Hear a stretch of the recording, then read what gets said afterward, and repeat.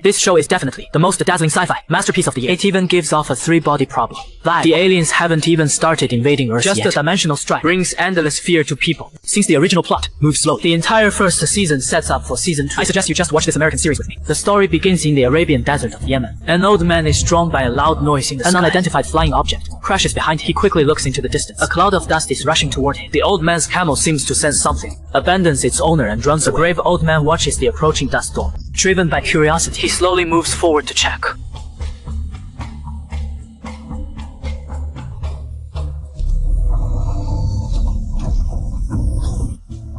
Meanwhile, in a small town far away in the US, there have been frequent cases of missing persons lately. Today, the farmer's son vanished into thin air. The detective investigating finds something strange, a group of crows circling above the cornfield. He rushes over to see, stunned by what he sees. With decades of investigative experience, he has never seen anything so bizarre. Rows of corn stalks neatly fallen around the pit. In the middle is a huge deep hole. The bottom of the pit is filled with pale soil. It looks like a meteorite impact left this mark. As the two argue, the detective spots an abandoned vehicle nearby. This car belongs to the missing young man. After some inspection, the tires show no signs of foreign objects, as if it was placed here out of thin air, and the missing young man's wallet is still inside. Just as they're confused, the subordinate notices something wrong. A dark swarm of locusts ahead is rushing toward them. Since the car has no windshield, the detective quickly covers his head, but still can't withstand the locust attack. Just as the detective's life hangs by a thread, luckily the subordinate pulls the detective under the car. They narrowly escape disaster. Why are these tens of thousands of locusts appearing in this season? Where have the missing people from the town gone? Unaware at this moment, the cornfield already shows an alien symbol. All these strange phenomena lately seem to hint that something big is about to happen. This female teacher is passionately conducting the performance. Suddenly a drop of blood flows from the girl's nose, followed by a second and third. Just as the teacher is puzzled, all the children present start bleeding from their noses eerily. The teacher stands dazed on the podium, at a loss. The hospital is packed with patients. All of them are underage children. Kids bleeding from the nose for no reason. At the same time, after notifying the parents, Yeda rushes over. In the crowd, anxiously searching for her two children, the principal tells Yeda they don't know what happened either. Only that, at the same time, all the children bled from their noses for no reason. But only Yeden's son is unharmed. Yeden suspects the school cafeteria poisoned the kids, taking both children for every test. But the results show the kids have no abnormal vital signs. Mucus, saliva, all healthy. The son asks the doctor, why only I didn't bleed from the nose? The doctor can't answer either, just tells him maybe you are lucky. Back home, the son is watching SpongeBob. Suddenly the screen starts flickering. After a brief power outage, it returns to normal. Right now the television is reporting all animals are going crazy, charging into the city. Just as Yedan is confused, the son finds dad's phone location shows outside the city. Yedan quickly follows the location to a residence. He curiously peers inside the house. Clearly her husband has been cheating. She can't believe it at first. The husband she has lived with for years actually betrayed her. After returning home, Yedan scrolls through the other woman's social media, looking at the sexy mistress before her eyes. Not only is she beautiful, but also a top Western chef. After waiting for her husband to come home, Yedan thoughtfully prepares a dessert for him and bluntly tells him, honey, does this dessert taste familiar? The husband admits to the affair. The wife is utterly disappointed in it. As they argue, the tableware suddenly starts shaking. The lights flicker. Objects begin falling everywhere. In the dark, a child screams upstairs. The husband rushes upstairs to check. The wife holds their daughter and looks out the window. All the houses outside are destroyed, like ruins. Explosions are everywhere. After settling their son, the husband goes out to check. A neighbor says phone service is down. They can't contact the outside world. They don't know what's happening.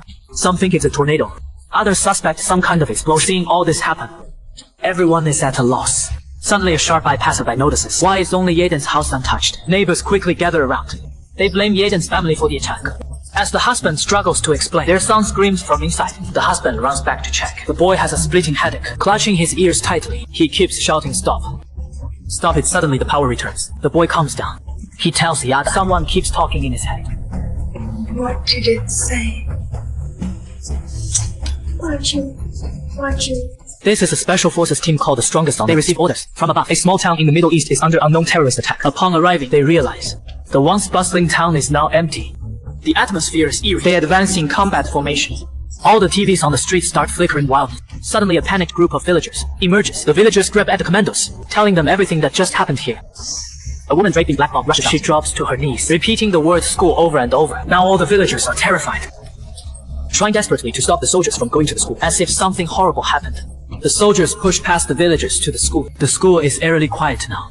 Classrooms riddled with shell holes. Kids huddle terrified in the corner. The Americans break out their usual candy trick. One creepy kid catches Steel Egg's attention. The boy blankly draws circles with his notebook. Steel Egg questions him. The boy doesn't answer, just keeps repeating the motion on the desk. Steel Egg flashes his signature creepy smile. The boy looks at him, points toward the bombed out wall. Steel Egg moves closer. The kids get even more scared, yelling in local dialect. Non-stop. Steel Egg looks outside. Something shrouded in dust appears in the distance. The team rushes to investigate. The closer they get to the object, the weaker their radio signal gets, until it is just screeching, static. Suddenly the table shakes. A huge force pulls it. Dust gets ripped right off the ground. Everything turns into a dust storm. The whole squad disappears in the dust. Steel Egg yells for his team, but gets no response. He frantically searches with his flashlight, finds his teammates' bodies everywhere. Steel Egg drags the last survivor out of the dust. A massive thing appears before him. This black object like some monster. Black beads crawling along its tentacles. Looking at the scene, this is beyond anything they know. Steel Egg orders open fire. Everyone, unleashes, heading towards the monster to attack. But no matter how they shot, the monster seemed completely unharmed. Just as Steel Egg was puzzled, suddenly the monster let out a loud stinky fart. After who knows how long, Steel Egg slowly woke up in the dust. The battlefield had turned into ruins. He rushed to the combat vehicle to call for backup, but to his despair, the radio was already dead.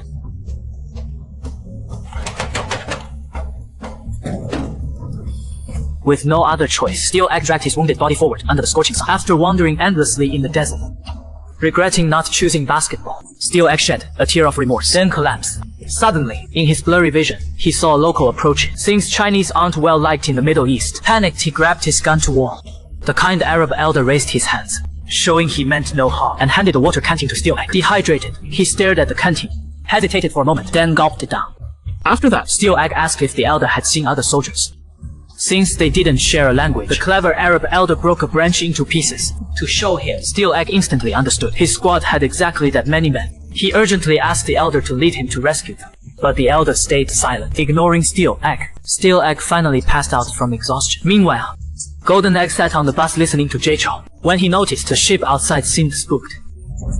Then a creepy voice echoed in his mind. As his body started convulsing violently, the driver teacher turned back alarmed. Unaware meteors were crashing ahead. The bus couldn't brake in time, plunged straight off the cliff. The students survived the fall, unharmed. But since the front hit first, teacher got seriously injured. Students had never faced this before, didn't know what to do at the moment. The bully was pissed at Golden Egg.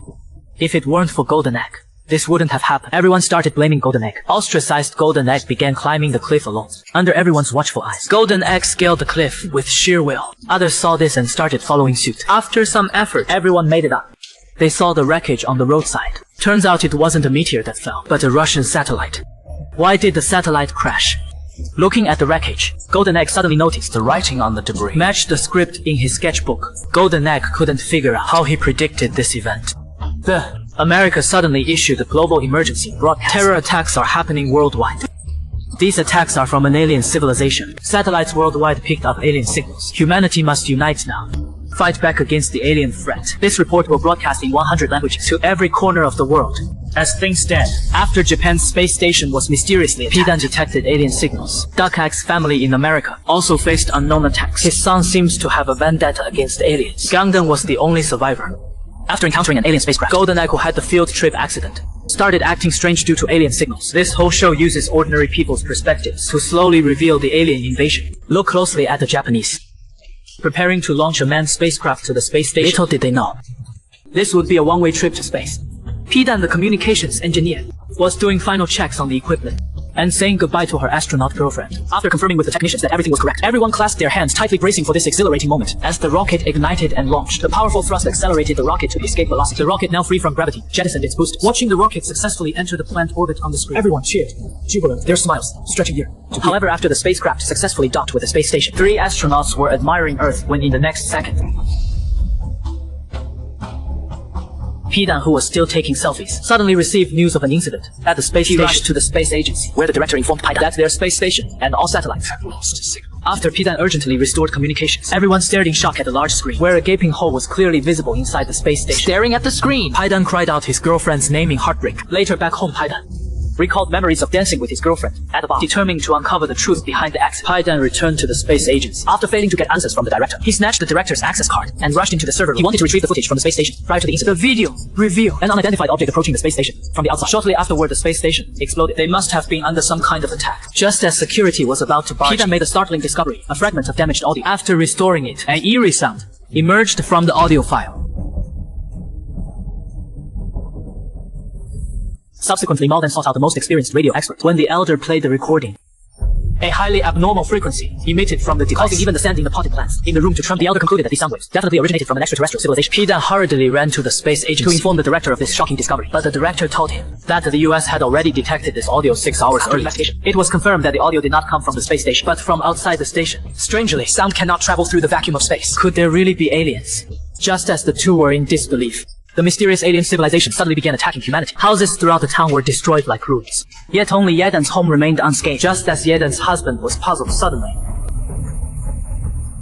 Hayden held the two children and looked out the window. The outside world was like doomsday had arrived. This attack was clearly more severe than the last. As the Dr. Yedan quickly went upstairs to grab some emergency supplies, then hurriedly left with her useless husband and children. But as soon as they got in the car, they found it wouldn't start. Hayden looked at the car that wouldn't start, heartlessly abandoned his wife and children, wanting to escape alone by catching a ride with a neighbor. But the neighbor ignored her and drove away. At this moment, a shocked Yedan stepped out. She couldn't believe it at first. Her husband, who had been with her day and night for so long, would heartlessly abandon the family because of this disaster. At this point, the husband also admitted he had long planned to divorce Yedan. Yedan snatched the phone and told her husband to get back in the car. Looking at the two children in the backseat, Hayden also regretted his actions. It turned out the phone's Bluetooth wasn't turned on earlier, causing the car to fail to start. Yedan told the children to fasten their seatbelts. The family drove forward on the ruined road. After rushing out of town, Yedan then realized it wasn't just the town that was attacked. Even the entire New York City was affected. Rescue vehicles were everywhere on the road. In his panic, he drove wildly, nearly causing a car accident. Suddenly, Yedan heard the sound of an air raid siren. He quickly got out to check, only to see the lights of distant skyscrapers gradually going out. The entire city plunged into darkness. After fleeing all night, Yedan's family finally found a motel.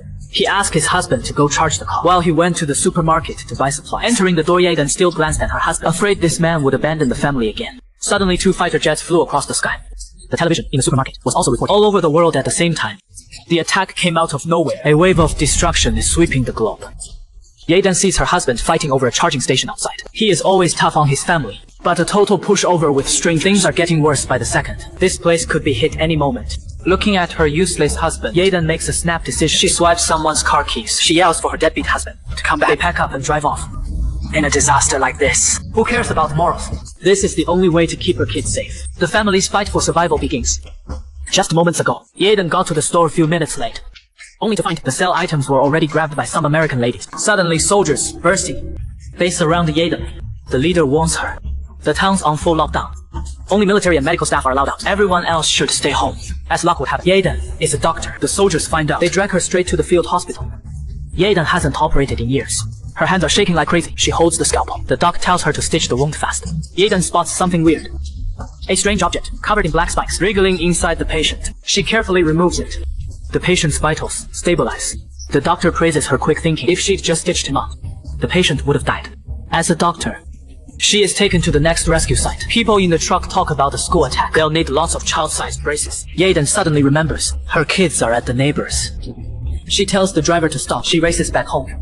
Yedan finds soldier bodies everywhere. What the hell happened here? How could the fully armed unit turn into corpses all over the ground? This makes her even more uneasy. She tries to drive a military vehicle on the roadside, but finds it won't start. Terrified, Yedan quickly picks up a gun from a dead soldier and continues running towards home after running for who knows how long. Exhausted, Yedan finally reaches the neighbor's house. She finds the house locked tight. No matter how she knocks or shouts, there is no response from anyone. Frantic, Yedan kicks the window open. The boiling kettle inside is making a piercing noise. Clearly someone was here before. Yedan shouts for the kids. Suddenly, she sees the wall covered in weird black liquid.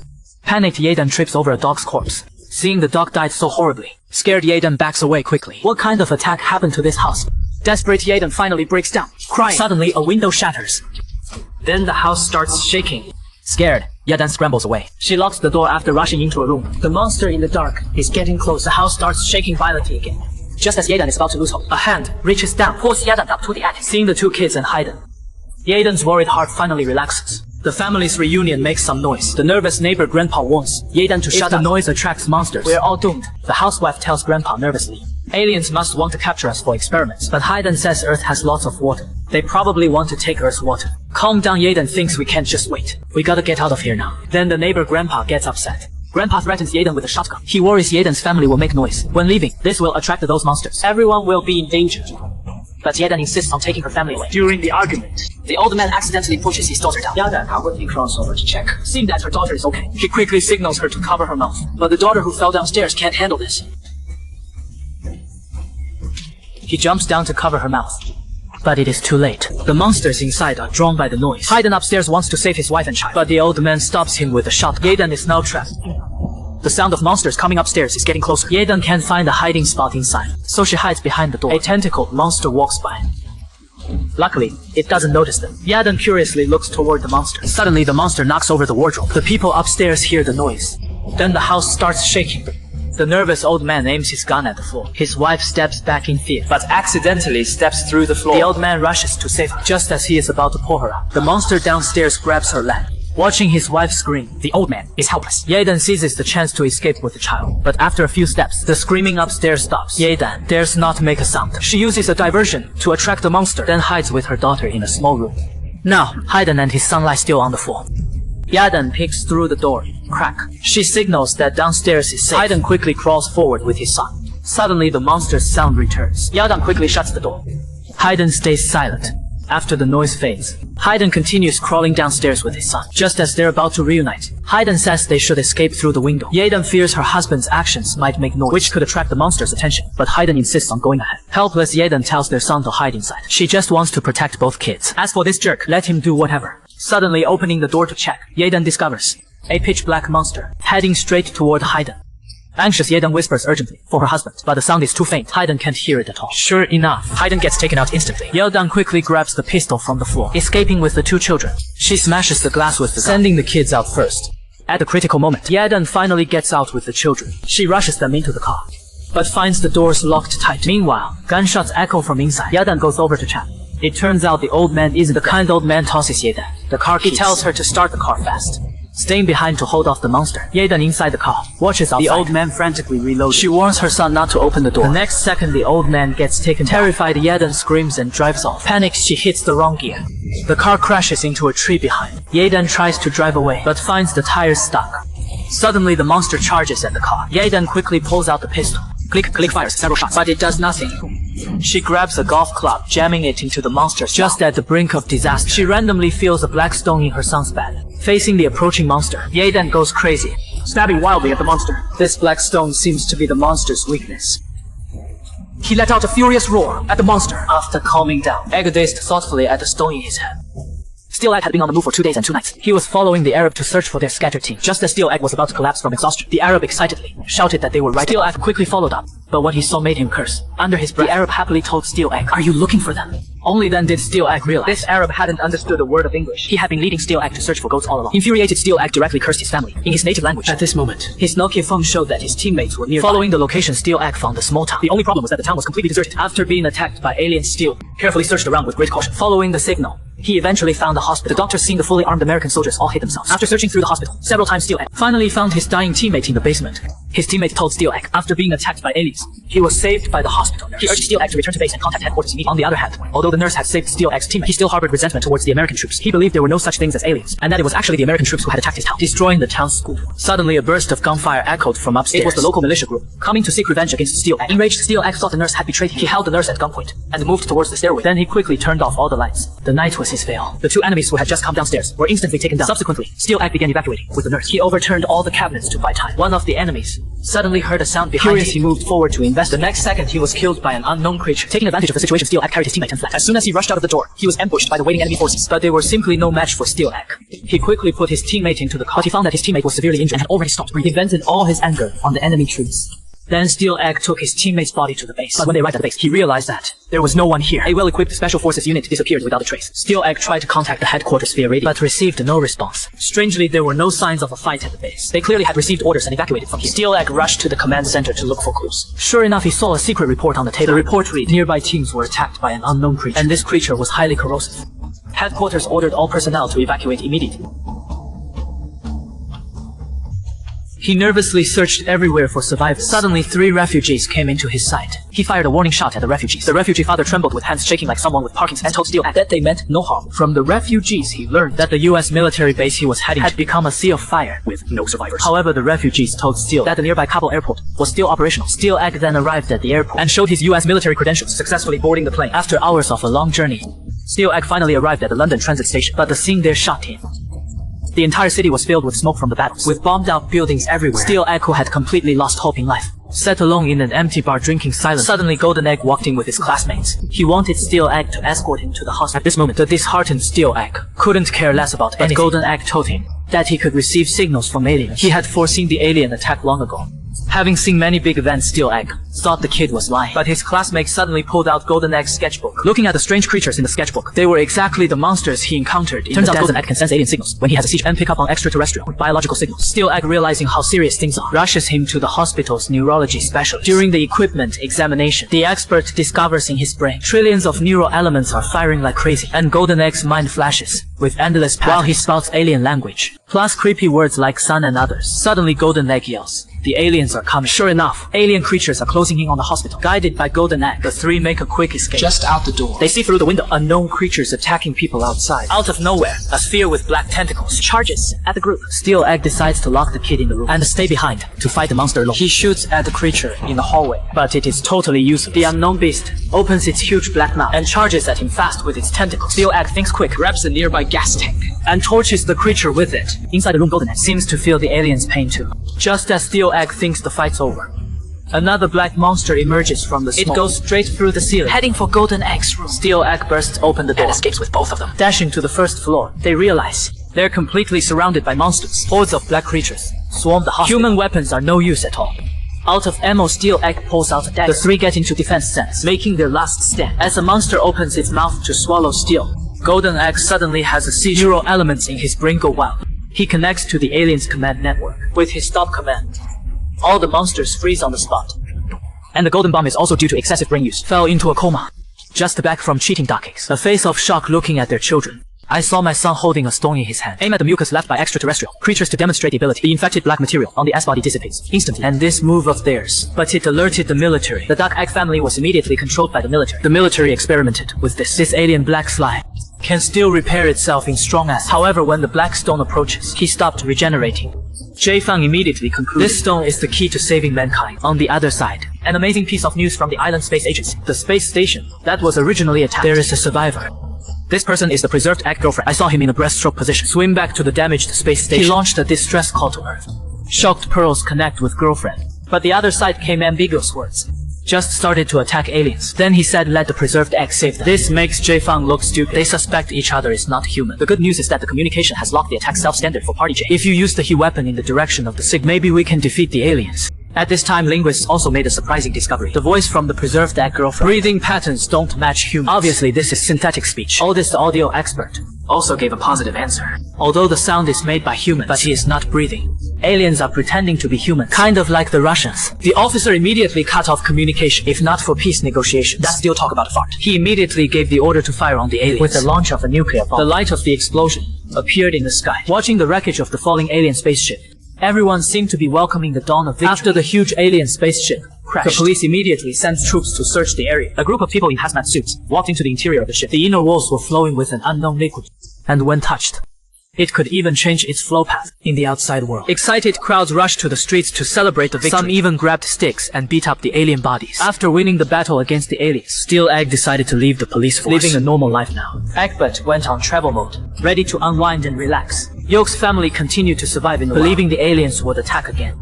But poor Golden Egg suffered severe brain damage and ended up bedridden as a vegetable. However, just as humanity let its guard down, a massive alien spaceship descended upon them. And with that, Invasion Season 1 comes to an end. Based on my analysis, the alien creatures that arrived on Earth in Season 1 weren't the actual aliens themselves. They were likely just biological weapons used by the aliens. After sending in the monsters yielded no results, the alien army finally decided to take matters into their own hands. As for that black stone, why was it able to resist the alien creatures? And why could Hydrogen Bomb's neural system connect to the alien command network? This season didn't give us clear answers. Only at the very end did the alien spaceship finally arrive on Earth. Finally, thank you all for your likes and support.